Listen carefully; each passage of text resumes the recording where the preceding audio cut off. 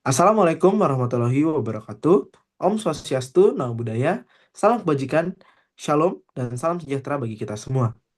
Perkenalkan, nama saya Mateus Radityo Jansen Makarawung dari jurusan Matematika dengan NIM 101230055 dan pada hari ini saya ingin menjelaskan kepada teman-teman semua terkait pemenuhan UTS saya untuk matkul Komunikasi Pembangunan yang berjudul Analisis SWOT untuk Gojek Indonesia.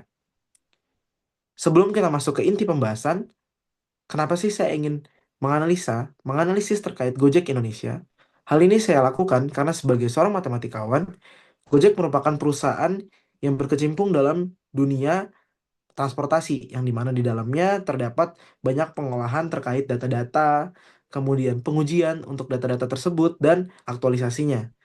Dan pada intinya, saya sebagai seorang matematikawan tentunya bercita-cita untuk dapat bekerja di Gojek ini, karena bermain dengan data adalah spesialisasi saya. Seperti itu. Mungkin kita akan next slide, yaitu pembahasan terkait apa itu Gojek.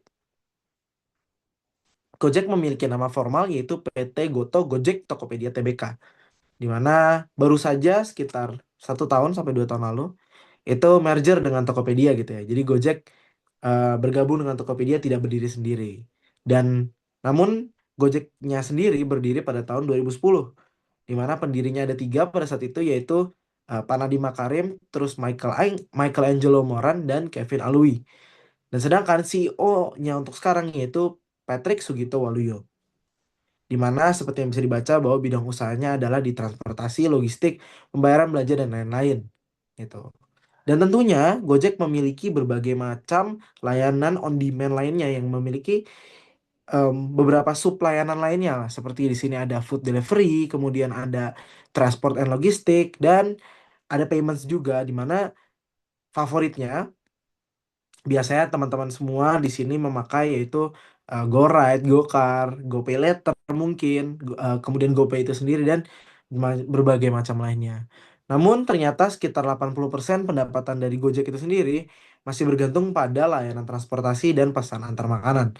Jadi untuk layanan-layanan lainnya itu belum terlalu belum terlalu tonjolkan oleh Gojek, dan belum terlalu terdiversifikasi yang dipakai oleh masyarakat. Dan di sini ada beberapa fun fact dari Gojek itu sendiri, di mana ternyata sekarang sudah ada sekitar 3,1 juta pengemudi, baik dari GoRide, terus kemudian GoCar gitu ya. Kemudian ternyata Goto memiliki GTV pada tahun 2024 total sekitar 519,8 triliun. Seperti itu. Kita langsung masuk saja ke pembahasan selanjutnya, yaitu terkait analisis SWOT-nya. Di mana kita bisa baca sama-sama di sini bahwa SWOT terdiri dari strength, weakness, opportunities, dan threats. Dan pada slide ini kita bahas tentang strength dan weakness-nya dulu. Di mana strength, bahwa yang pertama brand awareness terkait Gojek sangat kuat di Indonesia, gitu ya. Kemudian yang kedua, ekosistem digital sangat terintegrasi. Ketiga, basis pengguna dan mitra sangat besar, terdapat sekitar 190 juta pengguna, baik di Indonesia ataupun di luar negeri, karena sekarang Gojek sudah mengekspansi ya di ASEAN.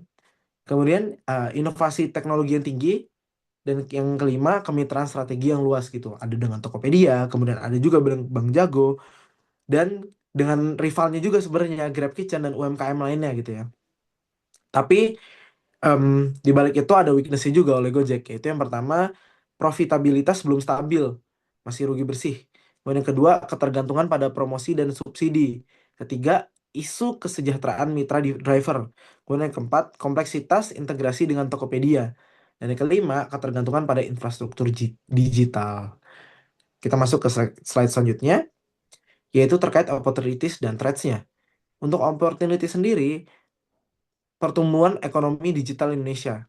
Jadi Indonesia sendiri telah tumbuh pertumbuhan ekonominya di sektor digital, di mana eh, prediksi pada tahun 2030 terdapat sekitar 360 miliar USD gitu ya. Kemudian yang kedua, potensi ekspansi ke negara Asia Tenggara yang lain yang belum diekspansi sekarang. Kemudian yang ketiga, dukungan pemerintah tentunya terhadap UMKM dan transformasi digital. Yang keempat, pertumbuhan sektor fintech, atau di sini eh, terkhusus dalam sektor dompet digital, pay later, investasi mikro, dan lain sebagainya. Kemudian yang kelima, kemajuan teknologi AI, cloud, dan analitik data. Kemudian untuk trade sendiri, tentunya ada persaingan ketat dari kompetitor, yaitu Grab, Shopee, Maxim, dan lainnya. Kemudian yang kedua, perubahan regulasi transportasi online. Ketiga, isu keamanan data dan privasi pengguna.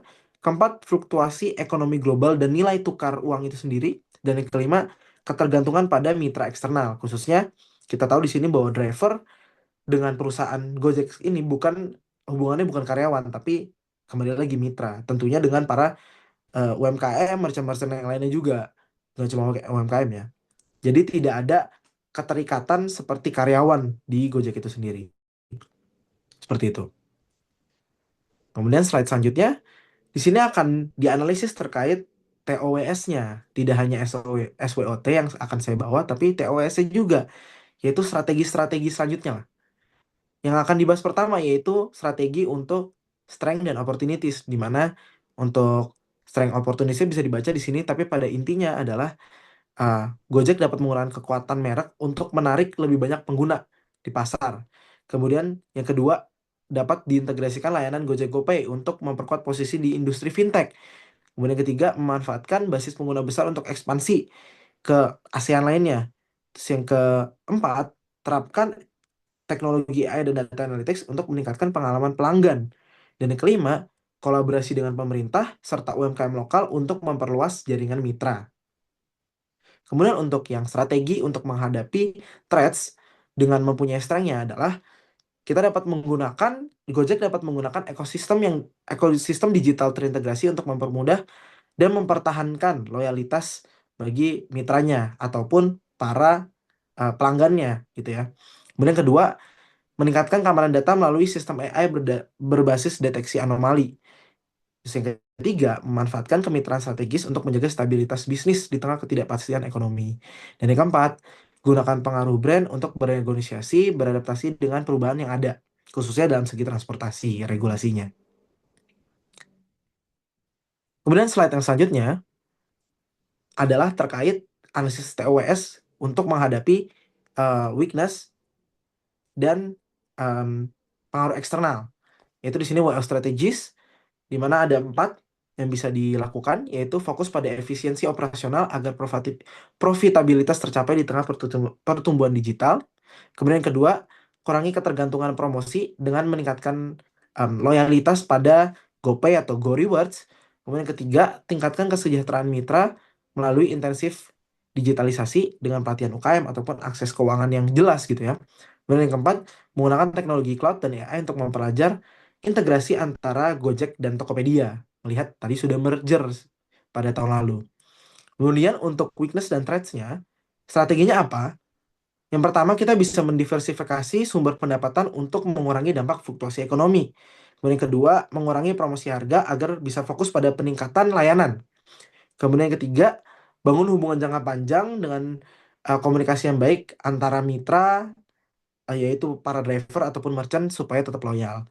Kemudian yang terakhir, perkuat infrastruktur digital dan sistem keamanan agar tidak rentan terhadap serangan cyber.